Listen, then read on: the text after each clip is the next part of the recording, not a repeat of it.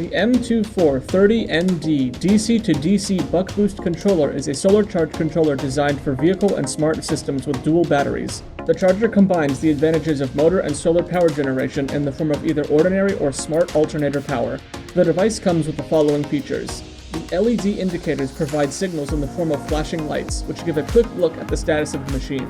The CAN communication port and accompanying cable allow you to connect the machine to other devices. The terminals allow for the connection of up to 2 batteries straight from the machine. The third terminal is the external input terminal, which is the main way you hook up your solar panels or other energy inputs. Included with the machine is a detachable external temperature sensor. Plug the sensor into the port and adhere the metal end to your batteries to allow the controller to monitor the temperature and provide alerts. The DSND screen functions as an external display, allowing you to check the working status and parameters of the machine, and set the system working parameters via the keys. For more information, please check the manual for a more detailed explanation of the various components and their functionalities. It's a quick read.